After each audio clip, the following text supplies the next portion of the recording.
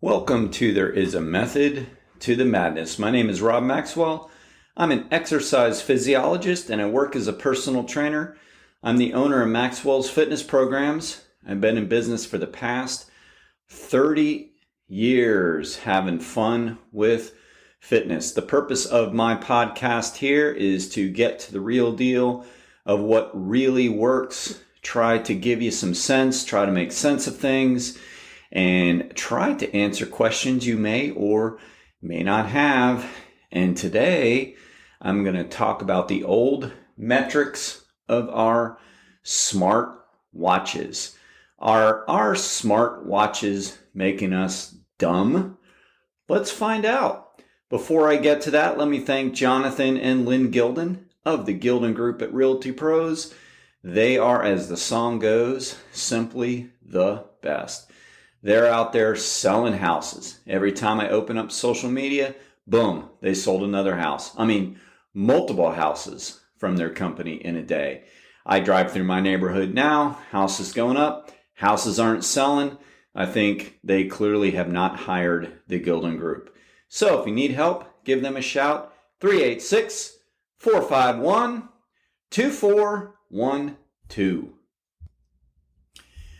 Is your smartwatch making you dumb? Is it?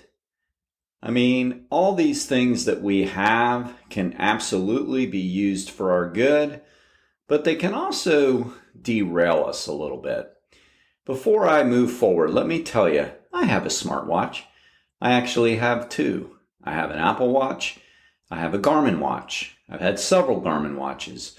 I've had a couple different Apple Watches, and I believe back in the day I had a Fitbit of sorts. So it's not like I'm opposed to them. In fact, I'm not. I think they can be an absolute good tool. But like anything in fitness, or really anything in our life, it should be tool. Like, are these tools helping us, or are we kind of a slave to the tool? So that's what I want to unravel with you a little bit and try to help you to understand how to best use your smartwatch. All right. So naturally, I'm talking about in the realm of physical fitness because smartwatches, just like smartphones, have all kinds of features and functions and all that good stuff. I'm not so much really concerned with the music you can play on your smartwatch, the maps, the text messages you can do, the calls you can make, the Siri. I mean, all that, of course, is a function of a smartwatch. But I'm really talking about the realm of physical fitness because that is my wheelhouse. That's where I am expert, and that's what I like to deal with. So let's get into that. So first, know that the smartwatch's job isn't necessarily to make you in the best condition you can be in. The metrics are made by people that are trying to the best of their ability. I mean, like everything, you have different parts of a company. You're going to have your exercise scientists that help them set up the metrics for their fitness components of, say, just the Apple Watches. I'll just keep it to the Apple Watches because more or less they all are kind of the same thing. But there's definitely going to be your fitness experts that are hired. I mean, people like me, exercise physiologists that are going to help them set up your metrics. So like in every company, that's going to be your qualitative functions. I don't know that for sure, but they have to. Like, there's no way they know a lot of the things that they know without hiring fitness experts to help them with VO2 max, with heart rate reserve. They use different things, different ways to measure fitness as fitness experts would. So they're going to have that part of the house in order.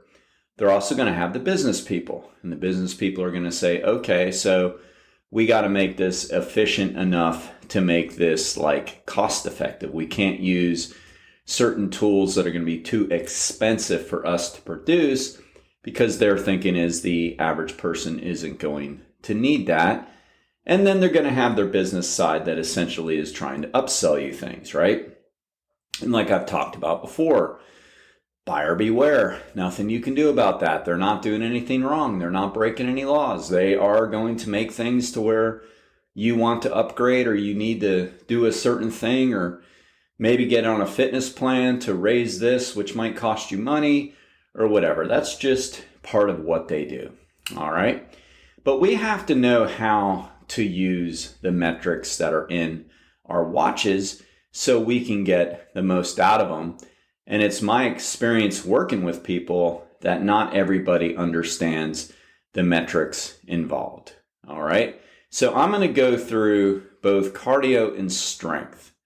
And then I suppose the other ones, but they're really not, as necessary. I mean, there are functions for flexibility. I'm not really sure why you turned your watch on for that though, but there are, and I'll touch on those briefly. But I'm mostly just going to talk about the strength training and cardiorespiratory. Let's begin with cardiorespiratory training. Aerobic exercise, cardio, endurance training, whatever you want to call it. Let's begin with that. So, does the smartwatch have any value there? Yes. It's got two main things that you want to pay attention to as far as cardio. And really, I'd argue only two. All right. Now, one of them is heart rate, and that's important. Now, you have to understand that the formulas that all of the watches use is based on what is called age predicted maximum heart rate. That's what those formulas are using, age predicted maximum heart rate. I noticed in the Garmin, they're actually using heart rate reserve and heart rate, and you can go into your settings and choose. But let's face it, that's going to take somebody fairly advanced to go, well, heck, should I use heart rate reserve? Should I use heart rate? And you may not even know that it was in there to tweak. The difference between the two is heart rate reserve uses your resting heart rate to set your training zones, and heart rate max doesn't. Like in the small picture, heart rate reserve is slightly better because it's a little more personal using your resting heart rate. In the big picture, it doesn't matter a whole lot which one you use as long as you're consistent with it. But here's the rub. It's using age predicted. So when you go in to set up your smartwatch, you're telling it how old you are, right? Of course you are. It asks you. You're going to put all that information in. So it's using the classic 220 minus your age to determine your estimated maximum heart rate. I mean, so do all of your aerobic charts on walls and all those things you can find on Google. So that's not really that different. So there's nothing wrong with that. But you just have to understand that that's what it's based on. And research shows that there's a standard deviation of maximum heart rate to estimated maximum heart rate of 15 beats either direction.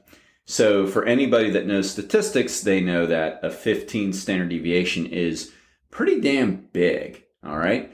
That means if it's telling you your estimated maximum heart rate is 160, there's a chance it could be as high as 175 and as low as 145. That's a huge variance, right? So that is a big standard deviation. Another piece of research shows that estimated maximum heart rate is only within accuracy, 100% accuracy with 66% of the world population. So yeah, you got a 2/3 chance that, it's going to be you, but there's a 1/3 chance it's not. So there is some inaccuracy in that. So even though I'm saying heart rate is one of the great features in your smartwatches, because I believe it is, like long before we had smartwatches, us exercisers or trainees used polar heart rate straps, and we just used time over heart rate as a great metric. So it is good, but you also have to understand that all of the zones it makes for you, and I believe both Apple and Garmin give you 5 zones, 1, 2, 3, 4, 5. And there's no doubt that knowing like the zones is important. Like the majority of our training should be in zone 2, and then a little bit amount of it should be in like 4 and 5, and then kind of nothing in between, because we call that no man's land. So it's important to know that, but it's also important to know that the watch is set up for your estimated maximum heart rate. So let's say if your maximum heart rate is 15 beats wrong in either direction, then all of your zones, 60, 70, 80, 90%, are going to be set up wrong too. So you got 2 choices on that. One, go out and get a max heart rate test. If you run a 5K and go as hard as you can, check your heart rate. That will probably be your max heart rate, or really, really close. Go back into your watch and set it in your settings as that's your maximum heart rate. It'll calculate your zones from there. Or just learn to estimate. Just learn that, like, okay, zone 2 is supposed to feel comfortable, but not easy. You can carry on a conversation barely. And I know that's kind of subjective, but it's supposed to feel like something you can do for a long time, but it's not too easy. And again, I know that's subjective. That's why heart rate training is good, but you have to get your heart rate right. So let's say you're doing it and you're huffing and puffing in your zone 2. Well, clearly your heart rate zones are wrong. Or let's say you're doing it and you literally can whistle Dixie the whole time. Well, it's too easy and clearly your heart rate zones are wrong. So you can go in and get a maximum heart rate test, or you can guesstimate and learn to kind of refigure your zones a little bit, use a little bit of common sense, and use consistency. Now, the most important feature of any heart rate device is watching what it does submaximally. Meaning if you're always on the treadmill at 3.5 miles an hour and you notice from week to week that your training heart rate is lower than it used to be, that means you're getting in better shape. So heart rate is an absolute valuable tool to use, all right? So the heart rate function of your smartwatch is making you smart. Number 2, the duration outside, the distance outside, the GPS. That's a great feature. I mean, in the old days, we would have to go out on our cars or bicycles and measure out the distance if we wanted to know for sure if we're going 3 miles, 4 miles, whatever. You would have to go out where you had a speedometer and do it and guesstimate. That's not the end of the world. Don't get me wrong. Sometimes I miss those days. It was a lot simpler. But now you can just throw on the GPS, turn it on, wait for the satellite to find the signal, and boom, it's ready to roll. That is a great feature. Absolutely a great feature. So, cardio is kind of simple. The only metrics I want you to use your smartwatch for: heart rate, duration is a given, right? Like if you're using a sports watch and don't understand that time going up or down is a good thing, why are you wearing a watch? So I didn't even count that because duration, time is a given. So the only 2 things that your smartwatch have different than the Timex is going to be your GPS and heart rate. Good metrics, all right? But Rob, you didn't bring up calories burned. It's because it's a horrible metric. It doesn't know. It has no idea. It's based on algorithms that aren't that accurate in the settings that you're in, right? It has no idea on a treadmill. It guesstimates. It's using a simple calculation that's often very wrong.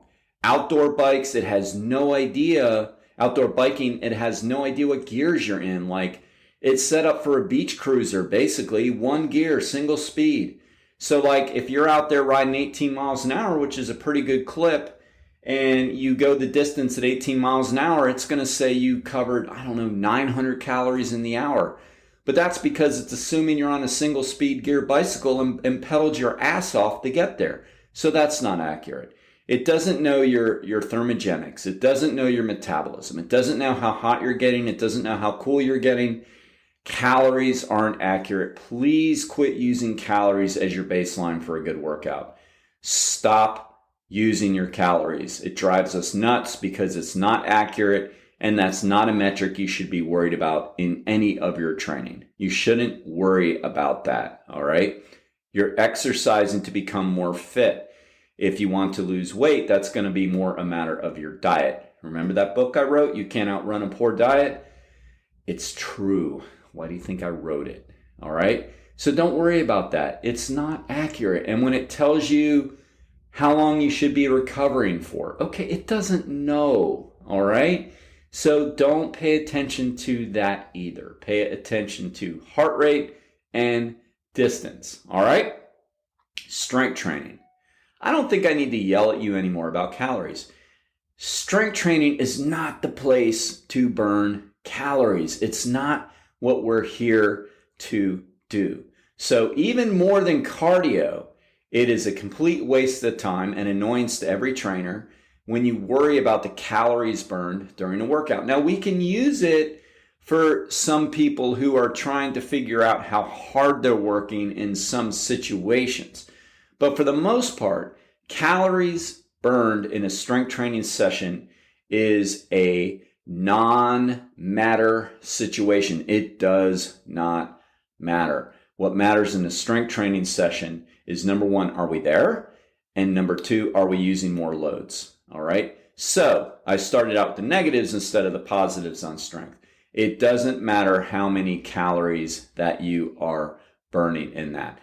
And you know, as far as the function of the smartwatch goes in the gym, now there are some that will count sets for you or whatever. You can kind of like hit a button. I think Garmin does that. You can go set 1, set 2, and you can add your load in. I mean, okay, I don't think that's the end of the world, but at the same time, that's like really unnecessary and probably shouldn't be the function of the watch. I mean, I guess, or you can just keep a training journal or a chart like we do, but like, it's not that that steers you in the wrong direction. I just think that's like a really bad waste of time. All right. So what should we use our smartwatch for in the gym? Not much. I mean, to be honest with you, when I work out, I don't even turn mine on for weights because it doesn't matter. You can use it for the heart rate function to just determine if you're recovering or not. Nothing wrong with that. I have a client that does that at night and she works really, really hard. And we're trying to help her improve her stamina in her workouts. And, you know, we don't want her to push too fast because she's working on her stamina. And so we use that heart rate as an indicator that she's ready for her next set. That's fine. I mean, that's using heart rate for what it's meant for, biofeedback. So that's great. So you can turn your watch on for those purposes. And you can simply just use it for heart rate on there. And you can use it for time duration, not because that matters, because unlike cardio, it doesn't matter how long you work out. I mean, oh, I did a 30-minute workout today, somebody might say. And then you go back and you ask them what they did. And it sounds like they did 5 sets of strength exercise and then 20 minutes or so at the water fountain or posting about their 5 sets of exercise. And I know that's, being cynical or whatever, but it's just to make an example of duration in the gym does not matter. It's quality time that you're there that matters, and that doesn't have a lot to do with time. I mean, I know people that can knock out 20 quality sets in 20 minutes, and I know people that can knock out 20 quality sets in 40 minutes. Like, we have workout times here because we're trying to run a business and we have to keep things orderly, and we might change the workout around a little bit based on that. But it's about the work, the total work. So really the only metrics that really matter in a strength workout is going to be your sets, reps, and load. And the most important metric of strength training is what? Pause, pause, pause, pause. Did you say it? Did you say the load? You better have, because it's called strength training. Right? Like, that matters. Trying to make ourselves stronger matters. The trainer trying to make you stronger matters. I mean, it goes without saying that it should be in good form. I mean, if you're using more load and your form sucks, well, that's not overload. I mean, that's just, let's take dumbbell curls, right? I mean, anybody could, maybe not anybody, but almost anybody could grab fairly heavy dumbbells and swing them to their sides up to their chest back and forth. That's not really doing a set of curls. That's just, throwing weights up there. So it just keep in mind that when I say using more load, it means in good form, because form matters. All right. Form is the most important thing other than getting there. All right. It's getting there, good form, increased load. That's what matters. Sets, well, I mean, no, not as much because, yes, sets are a matter of quality and quantity, but it's like, what's a set anyway? I mean, somebody might take 10 seconds in between sets, somebody 30 seconds. I mean, is that 2 sets or is it one long set? I mean, and I know that as a physiologist. Like, I know the only thing that really matters is, again, getting there, picking the proper exercises, which, we do the best we can to do that for you. And then again, form and then load. So if you're using more load in good form, you are getting stronger. And it doesn't matter if the workouts are kind of up tempo. Like some people like more circuit training, and then we decide, of course, what kind of workouts people do. But, sometimes we decide a circuit is better for some people because they move a little bit quicker. Some people don't seem to adjust very well to a circuit. They maybe don't have the cardiorespiratory conditioning, or maybe it's not necessary. So we'll do more single or straight sets. That's fine. But the bottom line is it's the same thing. Even in a circuit, if you're moving quicker, if you're using more load than you used to, you're getting stronger. But again, it's good form. So if somebody's doing a circuit and originally they're using 5 pounds for their side raises and their curls and their kickbacks for an upper body circuit, and then all of a sudden we notice their form's excellent, so we say, all right, we're going to move up to 8 pounders or 6 pounders, and they handle that with great form. Guess what? We increase the load. They're getting stronger. That's progressive overload. So that's the only real metric that matters on your smartwatch. So, Rob, what does that mean? Should I even bother turning my watch on when I work out? I mean, if you need it for a reason to show somebody you did it, I mean, there are people that their insurance companies are linked to that. Yeah, of course. If you're using it so you can record and watch your heart rate to see if you're recovering well enough to start your next set, of course. If you're just doing it because you need to check your boxes and you're trying to burn calories, don't turn it on, because then you're not using the science for your good. Then you're falling into the trap of getting these fancy devices and allowing it to change your behavior. And that's what we don't want, because again, there's going to be a lot of metrics out there, a lot of metrics that are trying to alter your behavior and oftentimes alter your spending behavior. So, again, that's okay. That's what they do.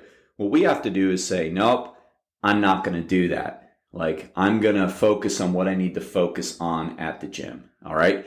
So for strength training, only metric that matters is strength on your watch. I don't really see where the watch comes into play at all. Use it or don't use it, but definitely don't chase calories. Cardio, heart rate, and GPS outside. Other than that, doesn't have a function. Don't chase calories. The rest, flexibility, yoga, I see those functions on my phone, on my watch. It's like, okay, if you want to use it for that, you can, but don't focus on calories and all that. I guess I just don't know why you would.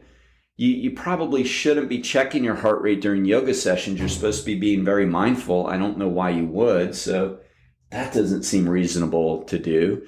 Now, I've used mine for outdoor sports before, like say pickleball or tennis or whatever. That's fine. But again, it's not chasing calories. It's, you're using it to maybe watch your heart rate, see if you got any kind of cardiorespiratory adaptation. Again, that's fine. Maybe not necessary, but it's fine. You're not chasing anything bad unless you think it's about calorie burn. And then once again, it's not accurate. So that's how you would use it for your workouts. Now, as far as it being a pedometer, they're good. That's a good function. Knowing how many steps you get at the end of the day, I think really, really matters. And research has shown that people that are getting upward of 10,000 steps a day tend to have longer lives and be more fit and have higher VO2 maxes. Is that because they're also doing other things and they're those type of people, or is it due to the steps? I don't know. It's probably a little bit of both, but I do know that there's nothing wrong with tracking steps, and your smartwatches can absolutely do that. But you know what? One final thing, don't let them be a distraction. Don't let them distract you. So I see people sometimes they'll kind of casually look over at their watch as they're working out to see a text come in. I mean, I put mine on do not disturb because I don't want to be disturbed when I work out. So maybe you should do that too. Don't let it be a distractor, because when you work out, you should be able to keep top focus. That should be the paramount for you. All right. Speaking of top focus, if you want to focus on buying the absolute best garage door in Volusia County, check out Overhead Door of Daytona Beach. Jeff Hawk, Zach Hawk, they're the owners. They are true professionals. I've known Jeff for 30 years. They will give you the absolute best customer service out there. So if you want to check them out at overheaddordaytona.com. Please remember to hit the download button and to share this podcast with someone you might like, someone that might like it. All right. Thanks. Be Max Fit and be Maxwell.